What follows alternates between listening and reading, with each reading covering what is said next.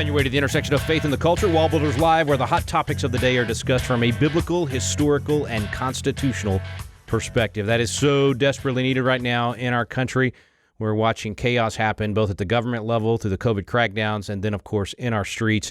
And this is an important time to remember you have an influence in what our nation looks like, how it works, what our government does. You have a voice, we the people, and we as believers have to be engaged in this process. And for too long, we've let people who don't have a biblical worldview infuse their poison into the culture. And that's what we're seeing a result of right now, whether it's the left-wing politicians that have seized power in the COVID crackdowns, or it's the leftist movement that has created a divide in our country based on race, based on class, all the things they've tried to do to divide and destroy us. It is because we've given up on these institutions out there. As Christians, we've withdrawn from those institutions for too long. That's why it's so important for us to let our voice be heard and to be that positive, godly influence on the culture, true salt and light. And that's what we're going to talk about today, is that atheists tend to have more political activism than people of faith, and we've got to change that. I'm Rick Green, America's Constitution coach and a former Texas legislator, and I'm here with David Barton. He is America's premier historian, and he's our founder here at Wallbuilders. Tim Barton is president of Wallbuilders and a national speaker and pastor. And guys, later in the program, we're going to have Lance Wallnau with us. We're going to be talking about this issue of believers influencing the culture. Well, probably for atheists, they haven't had their leaders telling them for years that politics was dirty and stay out of it, and that's not what the point and purpose of life is, and there's a different calling where for many in the Christian community, the idea was if you want to serve God, you serve him in many other areas, but politics is not really that important, because for some people, the thought was that, we have a higher calling, number one. Number two, we're not really living for this world. We have an eternal perspective, which certainly is true, but the notion that we're going to sacrifice any earthly responsibility, earthly duty, and earthly involvement in the perception or pursuit of things that are quote-unquote spiritual or solely eternal is really a faulty and even unbiblical thought. But this is where, for so long, Christians have been disengaged, sometimes because of the teaching and training of faith, but sometimes just because we have a fairly apathetic culture. And one thing that is true about biblical perspective and principle, and should be true for those of us that read and study the Bible, is if we read and study the Bible, it should encourage us to engage in culture even more, because we want to interact with people. We want to help people. And one of the ways that we can help people the most is by helping get good policies in place that will have a great impact on people. So politics should be a very high concern for Christians. It's just statistically, we see that most Christians aren't very engaged, which would seem to indicate they're not all that concerned, or they would maybe do something about it. Yeah, there's a lot of ways of measuring non-involvement. We certainly know it among pastors by polling. We know it among citizens by just voter turnout. Since the time of Ronald Reagan, over the last several presidential elections, we know that the winning candidate for president in November will be chosen by 1 out of every 5 Americans. That's it. 1 out of every 5 will be on the other side, but we're looking at 2 out of 5 Americans will vote for president. That's 60% non-engaged. I mean, that's not acceptable. So, and Christians tend to be, I'd like to say they're better than that, but they're not. They tend to be average Americans in that sense, and so they're not driven by any greater desire. And Tim, I think you really hit it. Just our love for other people should say, if we really want to help and serve others, part of what you need is a government that stays out of your way and does not teach bad things, does not enforce bad things, which means we need righteous leaders. If you know even simple Bible verses like Proverbs 29, when the righteous rule, all the people rejoice. When the wicked rule, all the people groan. Get good government, you're going to have happier citizens. So that should be something that should motivate Christians more. But Tim, as you said, it doesn't seem to do that. Yeah, and one of the guys who has been a very active individual, active voice, maybe so to speak, of helping challenge and call Christians to get engaged in the process and battle is Lance Wallnau. Now, Lance is one of many guys who has done this. We've known Lance for many years. We have done some things with Lance, and he's somebody, even back going into the Trump election, he was somebody who was trying to help Christians understand that God could use a Donald Trump in the White House, right, as a leader for America, because a lot of Christians were very hesitant based on what was perceived to be the moral failings of Donald Trump, and certainly in his life, he's had many of those moral failings. And even right as a president, we can look and see that absolutely he is not a perfect person. you look no further than his Twitter, right? I mean, certainly there's things that would grieve many Christians that he tweets, but his policies have by and large been very constitutional, have been very beneficial, right? So many things that came from, nonetheless, Lance Wallnau was somebody who said, we think this is going to be the guy. And for years, Lance has been encouraging Christians to get more engaged and involved in the process. And so Lance was somebody we thought would be really good to talk about. How do Christians respond? What should we do? Based on the fact that polling and write this article identified that atheists tend to be more involved than Christians when it comes to political areas. Stay with us, folks. Lance Wallnau, our guest, when we come back on Wallbuilders Live.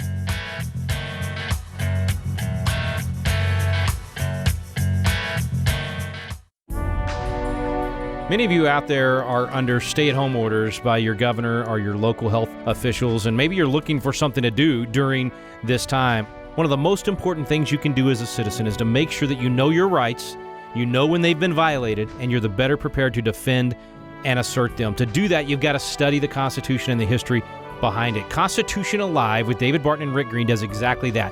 We take you into the Wallbuilders Library, we bring all those resources to life, and then we go out to Philadelphia to Independence Hall, and right there in the room where the Constitution and the Declaration were put together, we bring it to life, we relive it, and we make sure that we as citizens know what our part is in preserving these freedoms for future generations. At this time in our nation, it is so important to know the proper role of government and what we as citizens should be doing at this time. If you haven't done Constitution Alive, check it out at wallbuilders.com. You can get the DVD set there. We'll get it out in the mail to you as soon as we can, and you can study it at home. Or you can go to constitutioncoach.com and become a Constitution Coach today. We've got a free license for you right now where you can sign up as a Constitution host and be the catalyst in your community to bring back these biblical and historical and constitutional values. And what you do is you sign up as a host, and then you get your friends and family together on Zoom. We coach you on how to do it, and you're able to create community and also study the Constitution at the same time.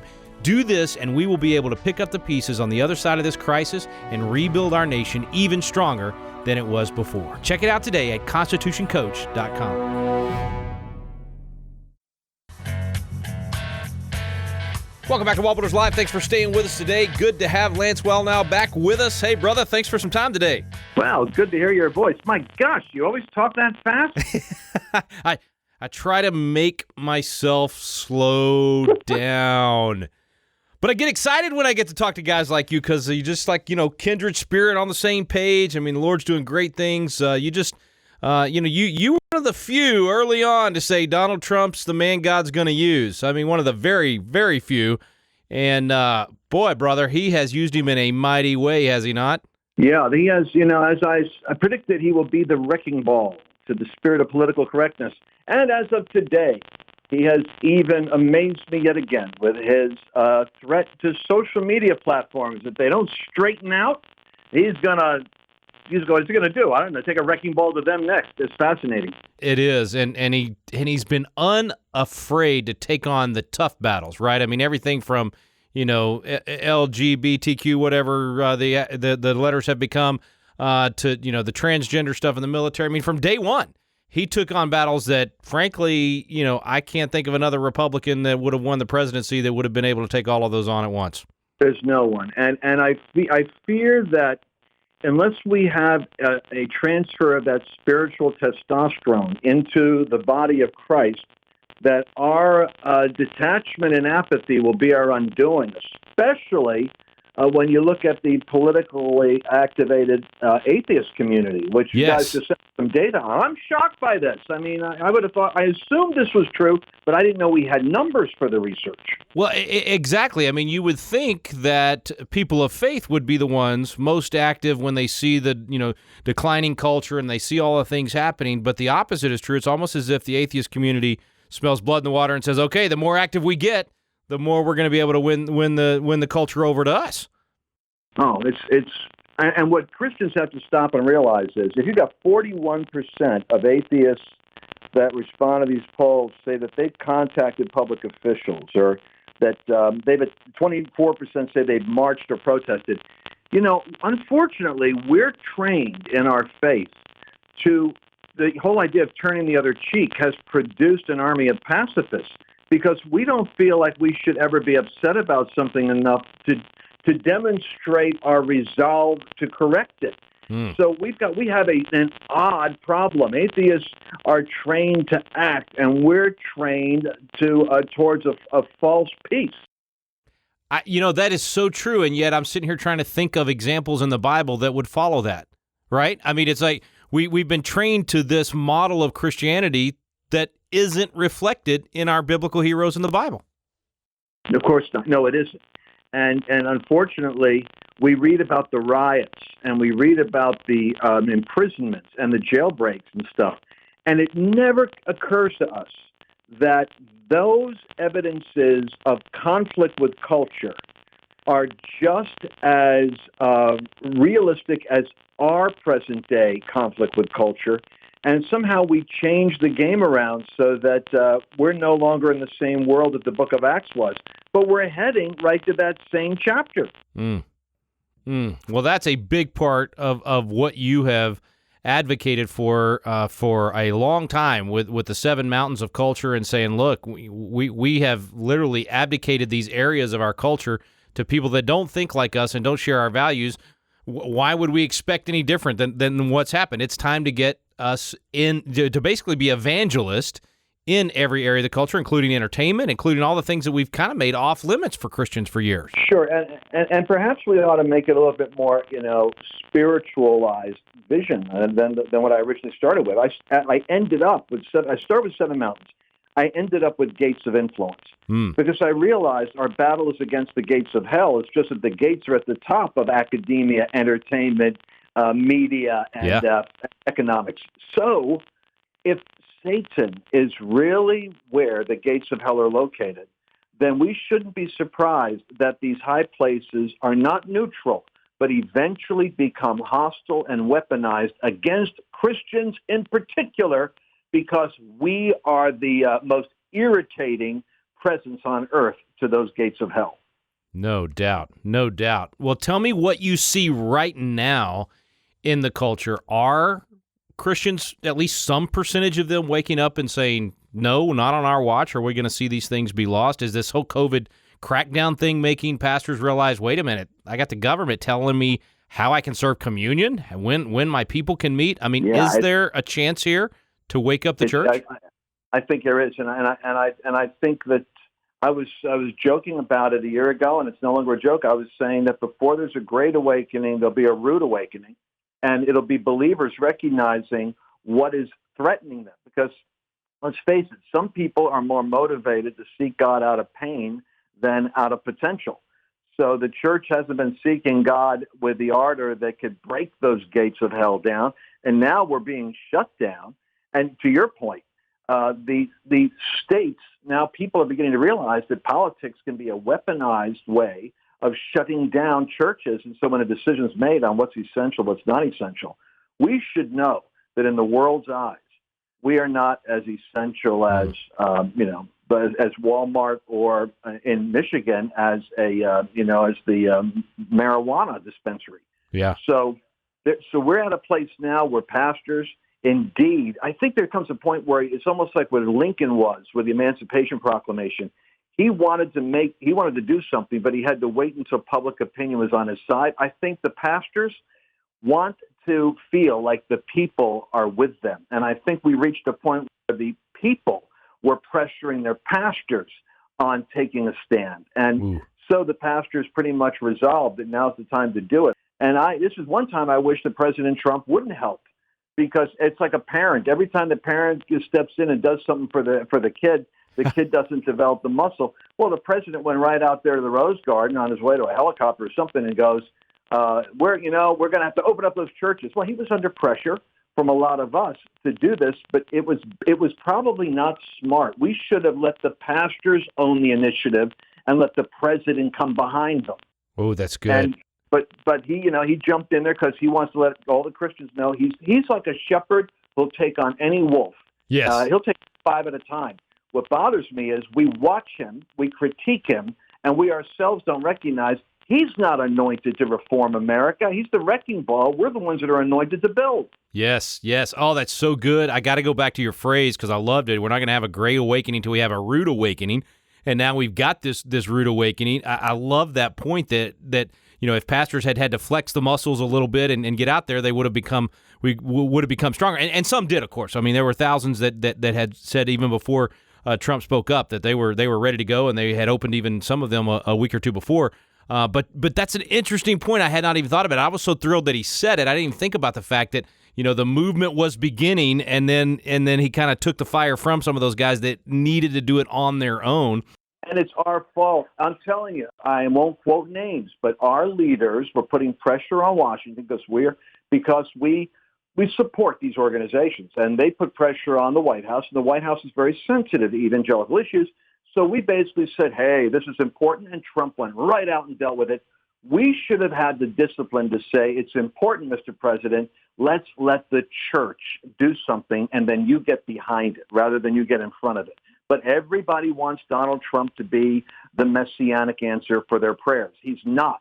He's the reformer in the political secular sphere. He's not the church. That's good. That's good. Okay, what would be your word to our pastors out there that are listening, and to those of us in the flock that we should be then reflecting to our pastors? What would you like for us to go say to them about standing up in this time? I would say now's the time, and you guys are great at doing this. Now's the time to put an extra demand on wall builders and other organizations to furnish the sermon outlines, illustrations, and the support material necessary to answer the call the pastors are getting from their people to be relevant on the issues of religious freedom, relevant on the issues of life, but let's even step back from that, relevant on the issues of economics. We're going to have a massive Marxist sales package going on from now till October. It's going to be super socialism on sale, and it's not going to be called socialism. And so we need to get a biblical worldview passionately articulated by confident leaders, and they need to get some material in their hands now to prepare for the call that they've got to instruct the church on what to do in the next critical 6 months. That is so good. Oh, it's so true. That super socialism on sale. That's exactly what's going to happen. Lance, best place for folks to go get some of your material, because I know you're equipping pastors right now as well on this. Yeah, absolutely. And we're telling people, go to lancewallnau.com, WALLNAU, but keep your eyes open because we're going to be mobilizing. I've got a lot of these great pastors and guys like Dave Barton and friends of mine. We're actually going to be moving more intentionally together in alignment. And so keep your ear to the ground because there's a unity happening in the body of Christ, which is this trumpet sound, and I believe it's an awakening in unity, and we're going to see America as one. We're not going to let America be fragmented racially and economically. We're going to stand in the unity of what God called us to be, so we're going to see this America as one cry coming up. I love it. I love it, and we'd love to have you back as that's moving forward. God bless you, brother. Thank you for some time today. Look forward to the next chance we get to visit. Always love it, man. Let's keep in touch. Lance Wallnau, stay with us, folks. We'll be right back with David and Tim Barton.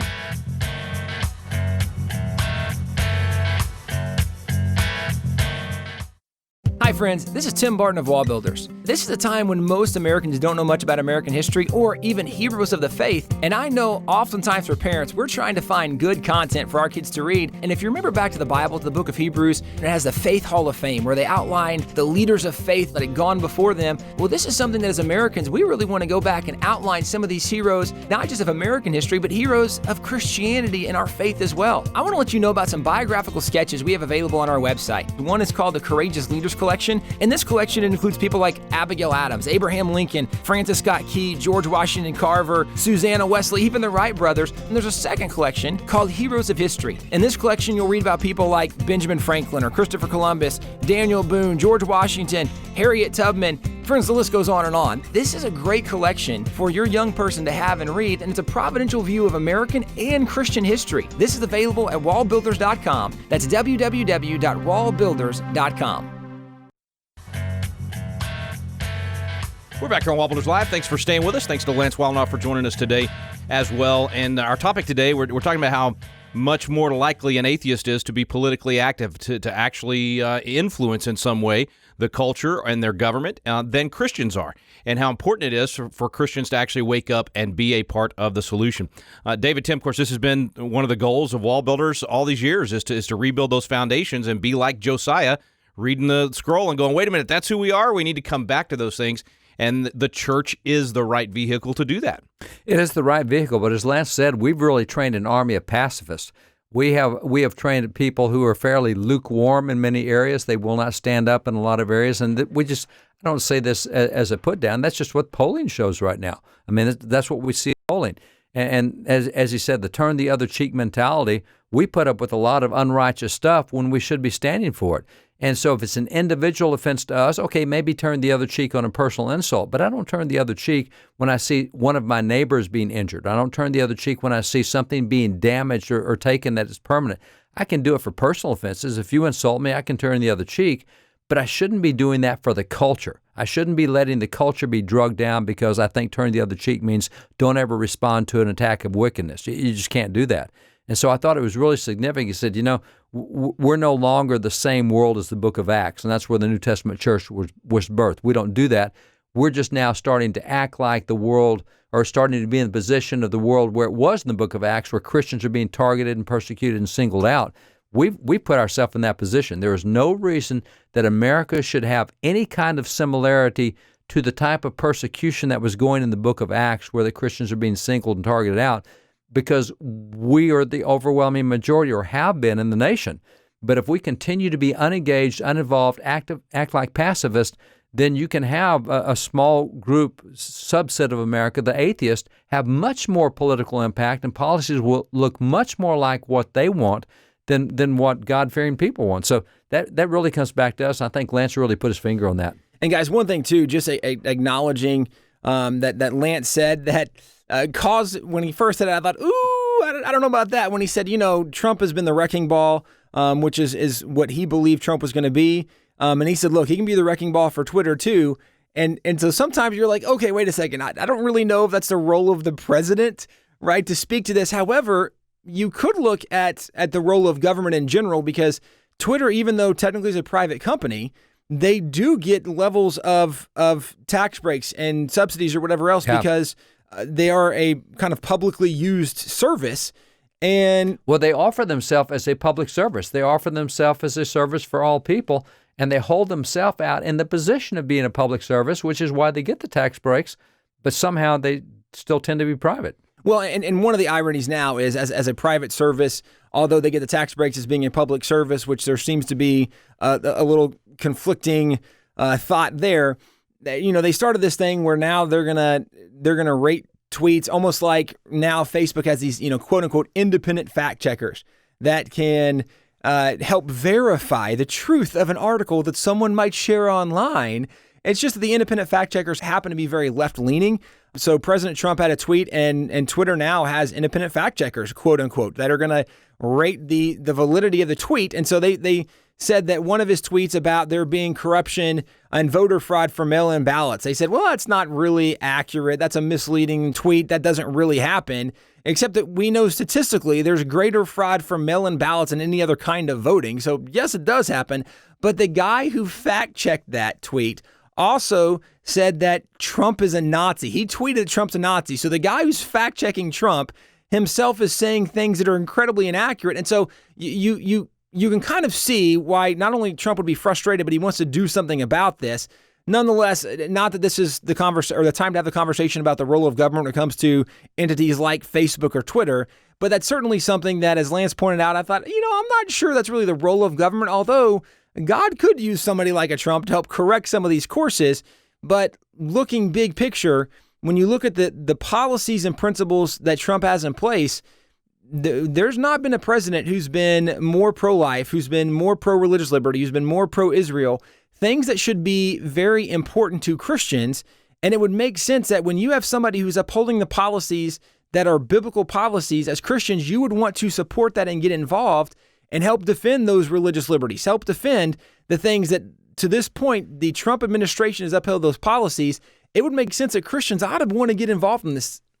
Yeah, they should. And as Lance pointed out, look, Trump is the wrecking ball. He's not the rebuilder. It's supposed to be the church that rebuilds. So he is changing institutions, changing structures, giving us opportunity to go in and get it done right. And I thought the point he made about even in the 7 mountains, he said, the 7 mountains we talk about, this is what Christians need to go into. But as he pointed out, those are also the 7 areas that are being weaponized against Christians, whether it's media, whether it's education, whether it's all these other areas. And so we're in the situation now where that from those 7 mountains, we're saying, well, in the eyes of the governors, church is not nearly as important as a big box store or as a liquor store or a cannabis store. That's been weaponized against Christians, and if Christians do not get involved, if they do not stand up and rebuild, because he's given the opportunity, he's torn so many things up and allowed them to be restructured, but we're the ones that have to step in there and do something with the opportunity. And I think that that's a really good call to action for all of us as believers. We should not let any other worldview be more active than we are in shaping worldview, whether it's atheist or any other group. We need to be in there in the middle of this fight, and we can make a difference and turn those 7 mountains where they're not weaponized against Christians anymore.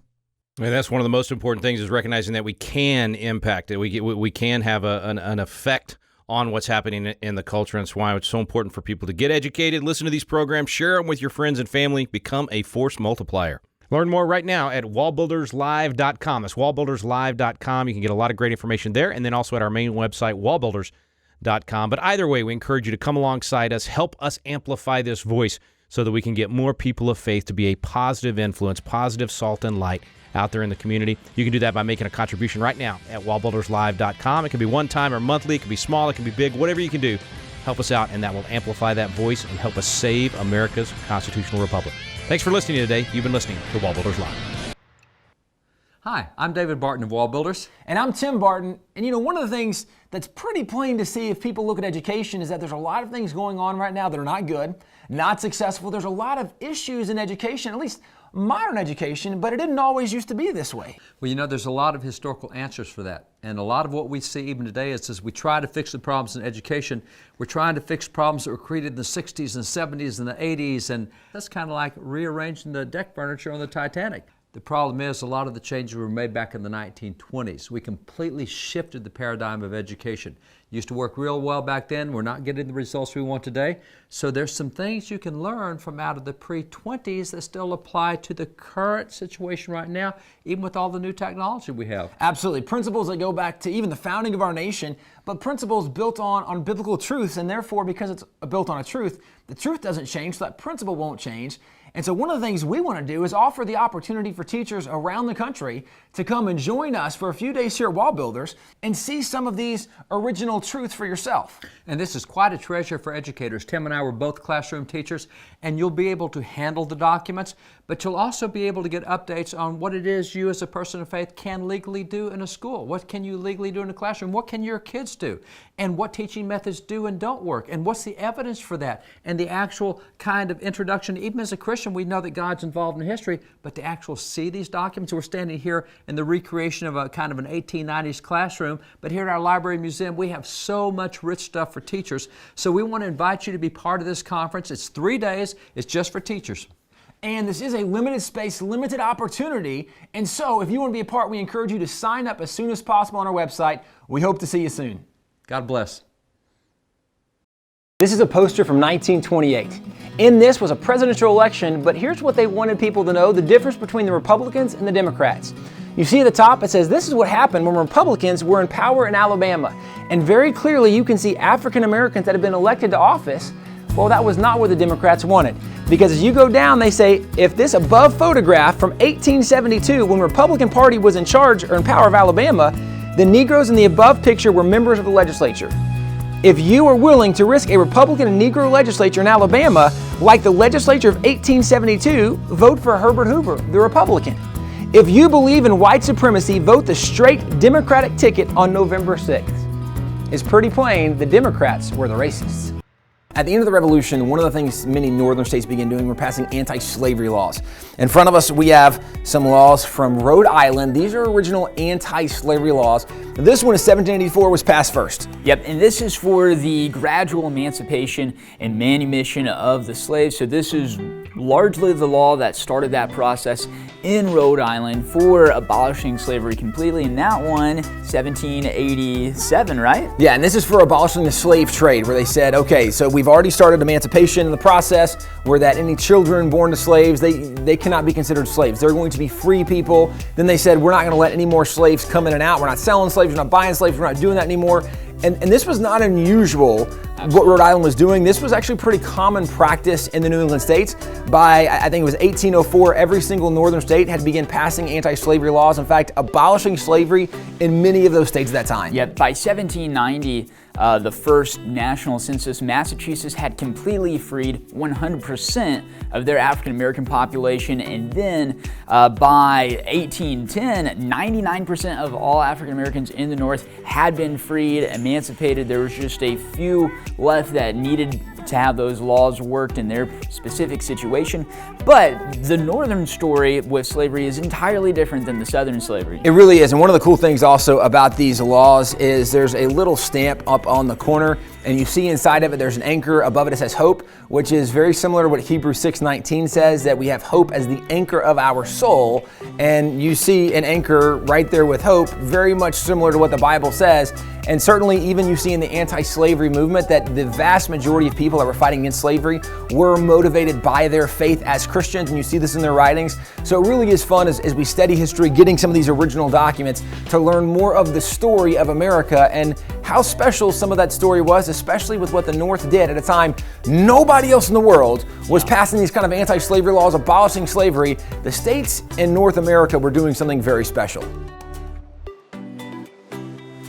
One of the things we know about the Founding Fathers is they were people who studied the Bible, very influenced by the Bible. Many of them learned to read using the Bible. So the Bible was very much part of their everyday vocabulary, vernacular, and we see this in their writings. We see it in their speeches. Patrick Henry, actually in his famous Give Me Liberty or Give Me Death speech, makes this allusion to, he says, there's one lamp by which my feet are guided. And saying that there's a lamp that guides our feet, Psalms 119 talks about that there's a lamp unto our feet, a light into our path. But this also is a true thought historically, because lamps used to be what we would use to be able to walk down the path before there was electricity. Absolutely, and we actually have an ancient lamp. This goes back to Israel. In fact, this actually goes back to the city of David during King David's reign there. So this is an ancient oil lamp, and how it would work is you would have a wick that would lay kind of right here in the lip, and this body would be filled up with some oil. And so then you would light the wick and it would work just like any other oil lamp. But this is an oil lamp from that biblical period of King David that we have. One of the things we love to collect at Wall Builders is certainly old things, historical things that we can tell a story about.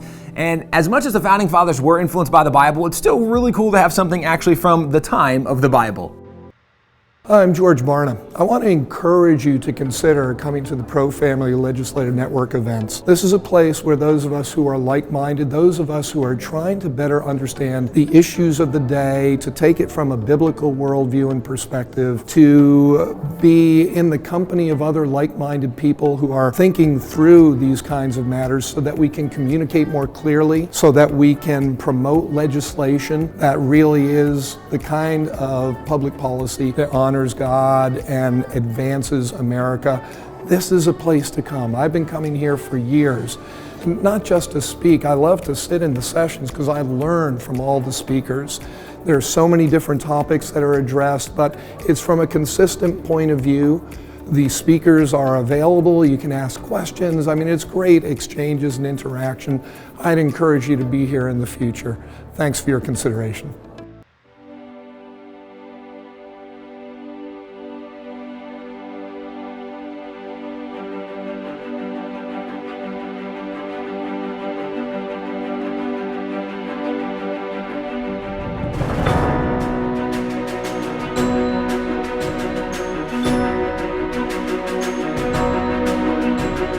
Jeff and Dawn here. We've not been before. We pastor High Ridge Church in Fort Worth, Texas, and of course, you know, God lives in Texas, so man, we are blown away.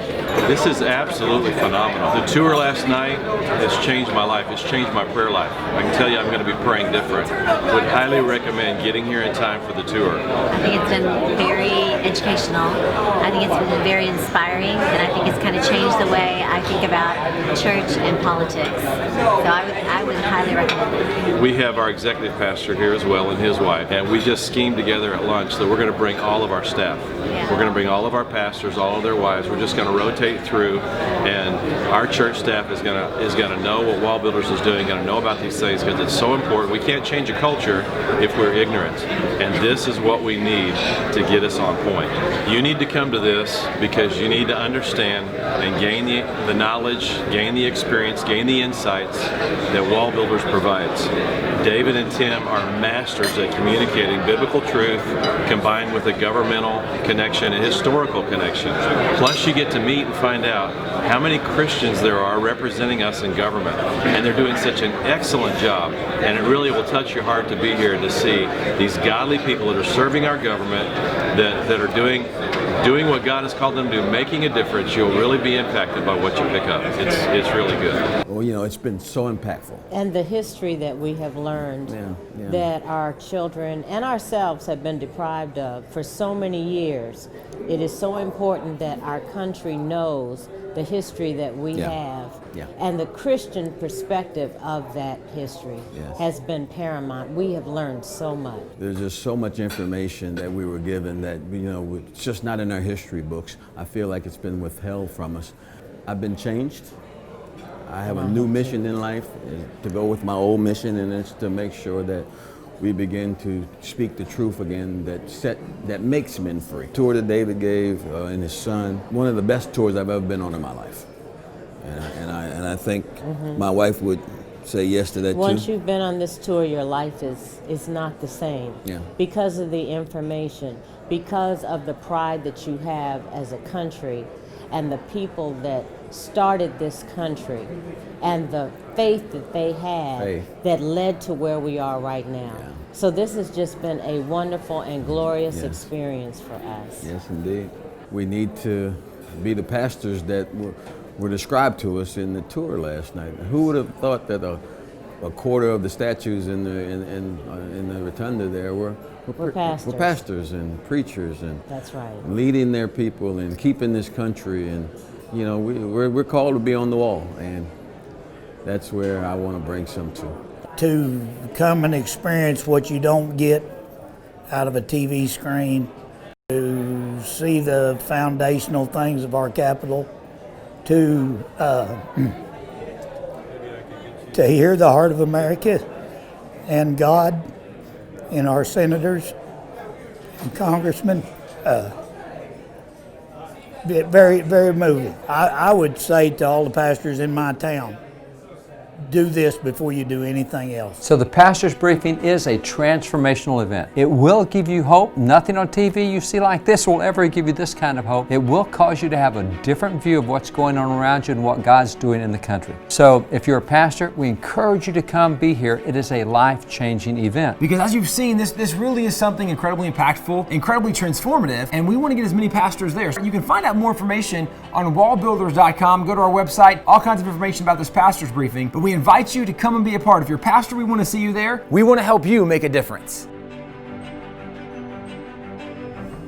My name is Elijah O'Neill. I am 20 years old. I'm from Phoenix, Arizona. They should come to this program if they love truth, if they love the idea of upholding principles and the principles that made this nation great. The scripture in Proverbs that talks about he who walks with the wise will become wise, but the companion of fools suffers much harm. And I think about Tim Barton and David Barton on how these men are super wise, and for 2 weeks I've had the chance to walk with them as they show me history using primary source documents. And not only do they have an abundance in knowledge, but they have an abundance in wisdom because they've understood how to apply that knowledge. And being able to come here and learn from them has just been an incredible experience. It's something I'm going to take with me the rest of my life, and it's just made me more valiant and braver to stand up for what I know is right because I know truth. I would tell people to come because truth is worth it. Truth is something that is not easily found in this generation, and it's here.